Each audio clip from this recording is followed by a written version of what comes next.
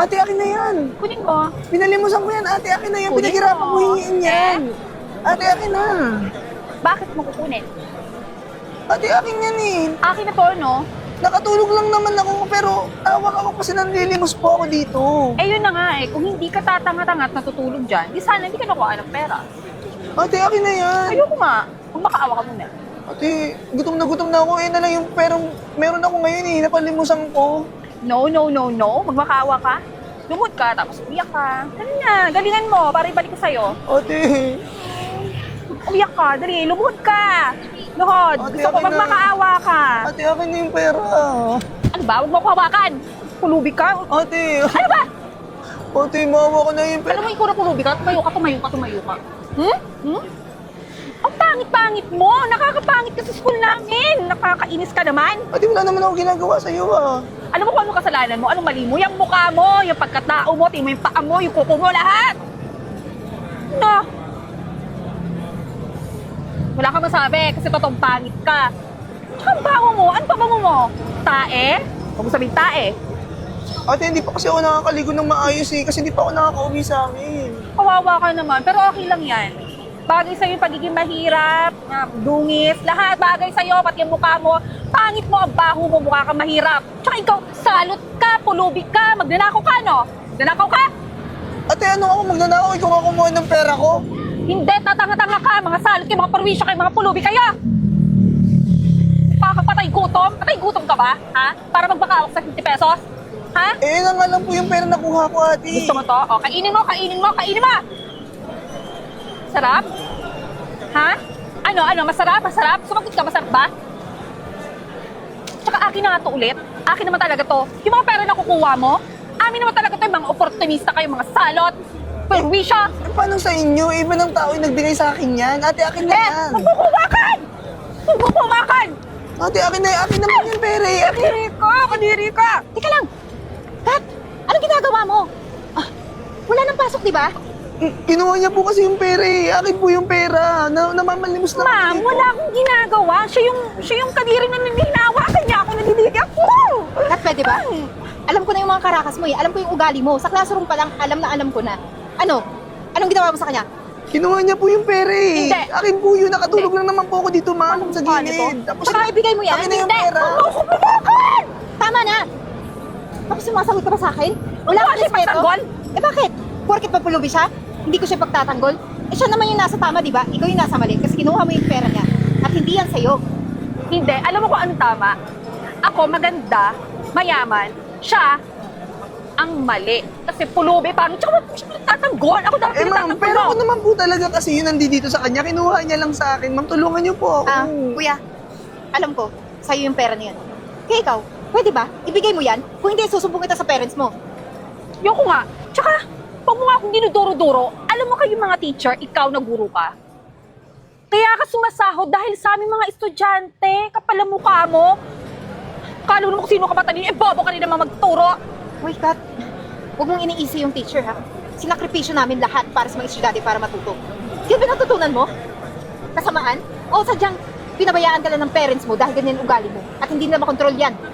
Hoy, Ma'am Eden, yun na nga eh. Kaya ganito, kasi wala akong natututunan sa iyo.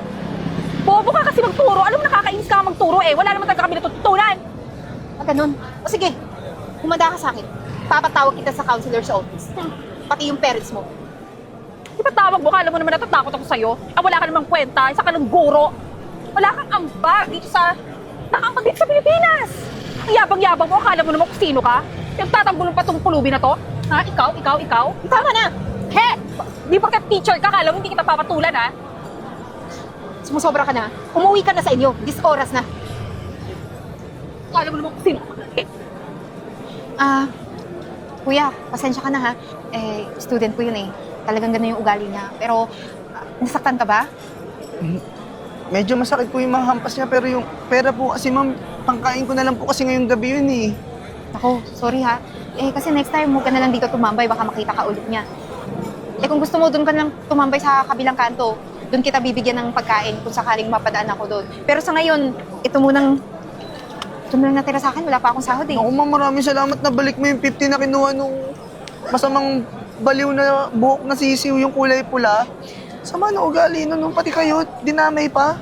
Huwag kang mag-alala. Tuturuan ko yun ng leksyon. At saka yung mga ginagawa niya, pati sa mga classmates niya, hindi na rin maganda. Pati sa teachers na kagaya ko. O siya, sige. Kaalis na ako kasi pupunta pa ako sa family gathering namin. Bumili ka ng pagkain. Maraming Baka busog salamat, ka. ma'am. Sige na, maiwan muna kita ha. Tama-tama, makakabili na ako ng lugaw. Saan na ba to si Eden? Ma, pasensya na ha. O, iyan, tinatawagan pa nga kita. Naiwan yung phone ko sa school eh. Pasensya na. Ba't ngayon ka lang? Kanina pa hinahanap ka ng mga tao dito. Mami, may tinulungan pa po akong pulubi dun eh. Pulubi?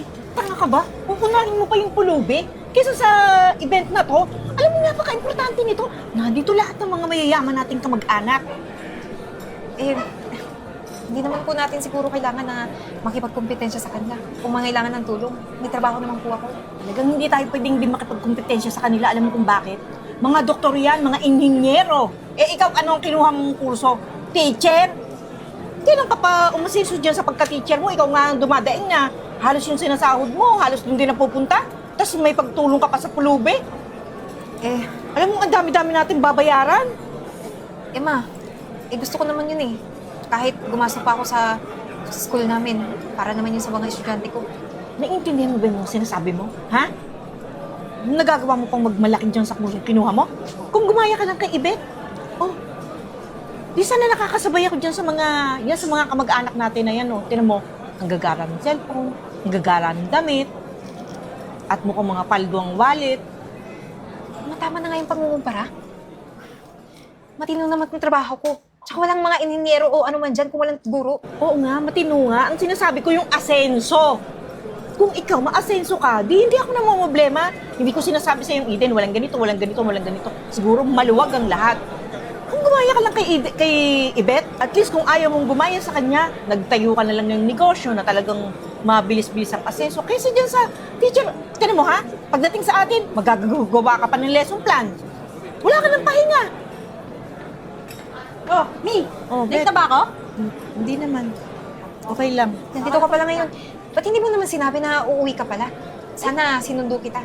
Kailangan ko ba ipaulam sa nauwi ako?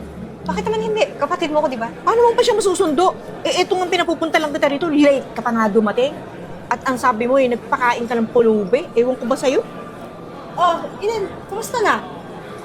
Okay lang naman. Kumusta pagiging teacher? Proud ka sa pagiging teacher mo? Hindi ka gumaya sa akin? Nasa ibang bansa ako. Marketing manager ako. Ikaw, magkano sahod mo? Kung sumama ka sa akin, di sana malaki-laki din sahod mo. Tingnan mo sahod ko. 200K ang monthly ko. Ewan ko ba dyan? Tingnan mo yung leg mo. Nagkakadwitter na. Kakaturo. Marami pang natutunan yung estudyante mo sa'yo. Di ba wala? Grabe ka naman. Meron naman. Tapos parang proud na proud pa siyang teacher siya. Aatin ka ng party, alam mong malaking event to, naka-uniforme ka pa? Ano, magtuturo ka dito? Wala na akong panahon para umuwi, ma. Yan sinasabi ko sa'yo eh. Sa sarili mo nga lang, wala ka ng panahon eh. Paano ka pa? Kung ibang kurso ang kinuha mo, hindi ganyan taling-tali ka na lang sa pagtuturo. Magpapalit ka lang ng uniforme, wala ka pang oras. Sige, ma. Puntahan ko muna yung mga pinsan natin. Uy! Sandali lang. Bakit? Magbihis ka muna. Talaga to. Pupunta ka doon, ganyan nga itsura mo. Anong gusto niyo? Umuwi muna ako? Umuwi ka muna, magbihis ka muna, nakakaya nakakaya ka. Minsan bigyan mo nga kami ng kahihiyan. Kami nga rito hindi magka-intindihan sa ayos ng pagsusuot namin, tapos ganyan ka. Umuwi ka muna at magpalit ka ng damit. Para hindi mo magugas ka doon sa likod? Hindi mo binabandera yung kurso mo. Naka-uniform ka? Umuwi ka muna. Umuwi ka muna. Umuwi ka muna. Magbihis ka doon, nakakaya. Ano bang problema sa uniform ko? Magbihis ka nga doon, Mio. Alin ka doon, magbihis ka. Nakakainis. Napaya tayo. Ayun nga yan. Maipilit na lang niya. Basta kung ano yung gusto niya, yun ang gusto niya. O, hihiyaan mo siya. Gutom na ako. Ay! Yeah! Ma'am, Anong nangyari sa'yo? ma'am, ang sakit. May ulcer po kasi ako eh. Sobrang gutom na po talaga ako. Parang tama. May pagkain ako dito. Kumain ka. Sige. Ma'am, maraming salamat. Ito. Inumin mo, ha? Maraming salamat. Sige, kumain ka. Ano? Okay ka na? Maraming salamat po ah. Ako, walang ano man yun. Alam mo, masaya ako kapag nakakatulong sa ibang tao, lalo na sa mga kagaya mo, na walang-wala talaga. Ma'am, maraming salamat talaga ha. Utang ko talaga sa inyo yung buhay ko. Hindi ko alam gagawin ko. Sobrang sakit na kasi ng tiyan ko. Buti dumating kayo, may pagkain na ako. Huwag ka mag-alala. Hanggat nandito ka pa, dito ka tumatambay, at dito din ako nagtatrabaho sa school na to, tutulungan kitang mapakain. Oo, maraming salamat po ah. Oh, siya, kumain ka na kasi may kailangan pa akong gawin eh. Sige po. Siya, kain ka na. Huwag ka lang Maraming hiya. salamat. Wow! Ang galing! Kaya pala lagi kang nawawala sa bahay. Kasi nandito ka, inaatupag mo kung salot sa lipunan na to. Teka lang, Beth. Sino siya? Kapatid ko. Ha? Kapatid mo pa rin bobo kong teacher na yan? Oo! Kat! Nakikipagrelasyon ka? Sa kapatid ko? Bakit? May problema ba doon? Oo, may problema. Yung ugali mo. Sabagay, yung kapatid ko naman din, ganyan din yung ugali. So magkakasundo kayo talaga. Alam mo ikaw, ang liit-liit na nga ng sweldo mo. Pinamimigay mo pa dito sa hampas lupang to. Wait, Beth, hindi yan hampas lupa. Kasi naman, nanguhus ka kaagad. Alam mo, mas nakikitaan ko pa siya ng potensyal eh. Pero kayo, hindi na. Kasi yung ugali nyo, hindi yan uusad. O ikaw na bobo kang teacher ka? Ba't hindi ka gumayad dito sa baby ko? Maraming pera. Ginagamit yung utak. Eh ikaw, boba! Sabihan mo man akong bobo. Ako pa rin nagtuturo ng magandang asal sa mga tao, sa mga batang katulad mo, na hindi natutuunan ng pansin ng mga magulang. Natayin mo yun? Nilalait ka? Hindi ka naturuan?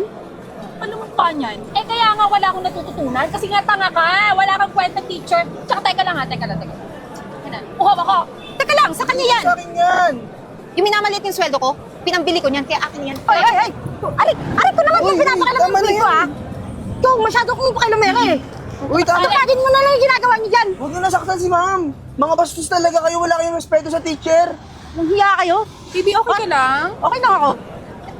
Palibhasa kasi. Lit-lit na lang sa sweldo. Tinutulungan pa yung iba. Eh kasi nga bobo nga siya, baby. Ano ba?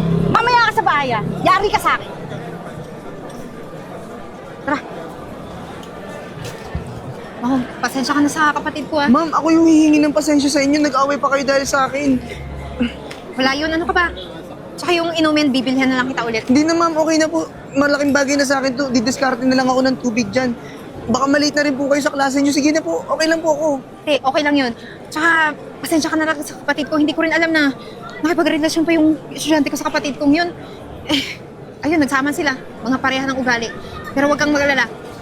Ganito na lang. Ako nang bahala. Bibilhin kita ulit ang... Hindi na po, okay lang po ako. Hindi, okay lang talaga. Tara, samahan kita. Miss. Ay, sorry sir. Friends? Ma'am Eden? Oo, ako nga. Ano po nangyari sa inyo? Wala namang nangyari sa akin. Naglalako na lang ako. Ma'am, sorry. Teacher po kayo, di ba? Oo. Natanggal ako sa trabaho eh. Kinunan ako ng lisensya. Ganun po. Ma'am, lumalakas na kasi yung ulan eh. Baka doon na lang tayo sa loob mag-usap. Tara, Sige. Tara po. Ma'am, umpo muna po kayo dyan. Salamat ah. Ma'am, medyo nagugulantang pa ako sa mga nangyayari kasi teacher po kayo tapos tinanggalan po kayo ng lisensya. Natanggal po kayo sa trabaho niyo. Kasi yung pamilya ko, ginawan ako ng kwento. Ginawan ako ng issue na makapagtatanggal ng lisensya ko. Pati na rin yung, naalala mo yung babaeng estudyante ko na naging Oo, karelasyon ng yung kapatid ko. masamang ugali na pula yung buhok. Kinuha yung 50 sa akin. Oo, pati yung parents niya. Nakipagsabutan doon sa pamilya ko para matanggal ako. Sama nga talaga yung ugali nun. Wala naman ako magagawa eh. Kaya ito, kung saan na lang ako naglalako, makakasurvive naman ako kahit papaano. Ikaw, parang umasenso ka na. Yun nga, ma'am. Sa araw-araw na binibigyan niyo ako ng pagkain, sa araw-araw na tinutulungan niyo ako, nagkaroon ako ng lakas ng loob na tulungan din yung sarili ko. Kaya may mga trabaho akong in-applyan, tapos natanggap ako, na-promote, nakaipon. Kaya ito, nagkaroon ako ng sarili kong mga negosyo. Nakapagpatayo na rin ako ng bahay. Tapos ma'am, kaya pala bumalik ako sa school kung saan kayo nagtatrabaho. Nagtanong ako doon para hanapin kayo. Wala na daw po pala kayo doon eh. Hindi ko naman po alam kung saan kayo nakatira. Gusto ko po talaga kayong hanapin, balikan ulit. Para para Saan naman? magpagpasalamat. O ngayon, nandito na ako. Pwede mo na akong pasalamatan. Pero, sa totoo lang, masaya ako kung ano may narating mo sa buhay. Eh, ma'am, kaya gusto kitang mahanap nun kasi bukod sa gusto kong magpasalamat, crush kita. Grabe ka naman. Crush agad? Hindi, ma'am. Seryoso kasi parang iba yung pakiramdam ko ng mga araw na tinutulungan mo. Kaya, ma'am, pwede bang ikaw yung maging mom ng magiging anak natin? Ano mo pinagsasabi mo? Hindi, joke lang. Siyempre, liligawan muna kita, ma'am. Pero, gusto ko tang tulungan dahil mabuti kang tao. Kumain ka na ba? Magluluto ako para sa'yo. Naku, salamat ah. Hindi ka na, ma'am. Teka lang, wait lang. Ano bang trabaho ibibigay mo sa akin? Ma'am Eden, may sarili na akong kumpanya. Bibigyan kita ng isang department na ikaw yung magmamanage doon. Tsaka ako na i-explain sa'yo sa loob. Kumain na muna tayo. O sige, pero simula ngayon huwag mo na akong tawagin mo. Baby Eden. Grabe ka naman. Ang bilis. Sige na. Nagaling ka na. Hi, ma'am. Good morning. Ma'am, excuse me. Hi, good morning, Miss Galieta. Di ba ikaw yung teacher ko nung high school? Oo, mabuti na alala mo pa. Okay. So, nandito ako para magpasa ng resume. Mag-apply ako sa inyo. Magpapasa ka sa sarili kong company. Ito, company mo to? Paano nangyari yun? Eh, di ba dati ka lang teacher? Eh, akala ko na wala ka na sa mundo eh. Di ba nawala ka ng pag-asa dati? Ano nangyari? Alam mo, hindi ko malilimutan yung ginawa mo. Isa ka sa nagpa-report sa akin. At ginamit mo yung mga parents mo na mga makapangyarihan para mawalan ako ng lisensya. Pati yung pamilya ko, ganun din yung ginawa. Pero, ako, hindi mawawala ng pag-asa. Kasi may isang taong tumulong sa akin. So, ano nga nangyari? Paano ka nga yumaman? Paano ka nakarating sa posisyon mo na yan? Hawag mo sabihin, nanlandi ka ng mga matatanda, no? Na mayayaman? Siguro ganun ginawa mo. Hindi ako ganung tao. Kahit anong sabihin mo na masasama tungkol sa akin, hindi ko yan ginawa. At yung taong tumulong sa akin, yun lang naman yung pulubi na inagawan mo ng pera. Pulube? Yung mabaho? Oh. Yung nasa harap ng school? Yun ba? Tinutukoy mo? Oo, di ba nagulat ka kung paano siya yumaman? Hindi ko na kailangan tukuyin paano siya yumaman. Ang importante ngayon, may sarili na akong company. At kung gusto mong mag-apply dito, pwede naman kitang tanggapin bilang janitress. Alam mo, di bali na lang. Kung magiging janitress na naman sa kumpanya mo, wag na lang. Ayaw mo ng janitress? Sige, okay lang. Pero sisiguraduhin ko na hindi ka matatanggap sa iba pang company. Anong company? Hindi pwede. Alam mo, sorry na. Huwag ka na magalit. Yung mga nakaraan, hiyaan mo na yun. Tsaka kailangan ko ng trabaho, hindi pwedeng pati yung ibang company, idadamay mo. Bakit parang gustong-gusto mo magkaroon ng trabaho? Ura-urada. Eh, kasi naman, nalugi kasi yung kumpanya ng mga magulang ko. Kaya kailangan ko ng trabaho. Huwag mo naman idamay. Huwag mo naman ako... Tingnan mo, pati yung parents mo na nagsinungaling tungkol sa akin, nakarma na rin. Dahil sa iyo yun eh. Pero natutuwa ko na nalaman yun. Pero hindi pa rin kita tatanggapin dito kahit anong awa pa ang gawin mo.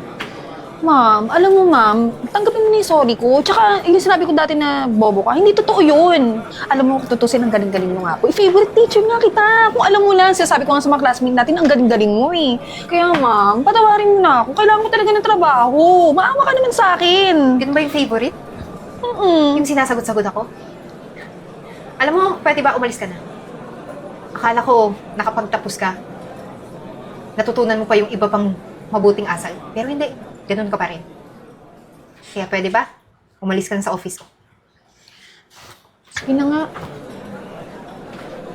Ibet, sakit ng bewang ko. O nga nakakapagod maging mahirap. Hirap ng ganitong trabaho. Parang buong bayan nun, nawalisan natin eh. Ako lang pa yan? Ikaw kasi winaldas mo yung pera ko. Eh, syempre, pinadala mo eh. Sagot mo ako eh. Responsibilidad mo ako eh. Natural, gagastos ako kakain, mag-grocery. Pabira ka naman, Mi. Sobra-sobra naman yung ginawa mong waldas. O, paano? Saan tayo kakain nito? Ewan ko, wala akong pera eh. Meron ka ba? Wala. Paano yan? Manghihingi tayo. Ay, naku, hindi. Pabira ka naman, Mi. Dapat bumali pala tayo. Eh, sadla mo na lang yung ikaw mo. Natitira na lang. Sadla mo na. Ito na nga lang, ito na nga lang natitira doon sa mga pinadala mo eh. Naku. Hira naman. Ayan. Ayun oh. Tingnan mo, Mi. Mukhang ba pera? Yan Baka magbigay. Ikaw, tanong mo. Tanong mo, baka sakaling pwede pagkain lang. Lalapit pa ate. Ano? Tara. Ano ba? Tayo na lang natin, lalapit naman. Hingin na lang natin. Sige. Diba? Huwag na tayong tumayo, nakakapagod. Hihingi lang naman tayo. Kaya nga eh. Kumiri ka dyan, para maawa sa atin. Ha? Kumiri ka para maawa sa atin. Kaya na, papalapit na dali. Sabihin mo, palimusta. Tara na, baka mali tayo sa date. Sir, ma'am. Ay, kilala ko to eh. Teka lang. Mas kilala ko kayo. Ito yung pulubi natin eh. Natatandaan mo ba? Han, ito yata yung kapatid mo ah. Oo, tsaka yung nanay ko. Sila lang naman yung nagpalaya sa akin at nanira sa profession ko. O ano? Ano ng buhay ngayon meron kayo? Naglilinis dito sa buong bayan? Masarap pa yung buhay na ganun? Ay, Eden, sorry na. Baka naman, pwedeng bigyan mo naman kami ng pangkain lang dyan. Nagugutom na kami ni Mami. Kanina pang umaga kami hindi nakain. Eh, baka makahiringi kami sa inyo ng konting pagkain. Ang sakit na ng tiyan namin ni Ibet eh. Hindi pa kami nag-aalmusal. Alam nyo, gusto ko kayong tulungan. Yung nabalitaan ko, yung nangyari sa inyo. Pero napagtanto ko na hindi kayo deserving na tulungan.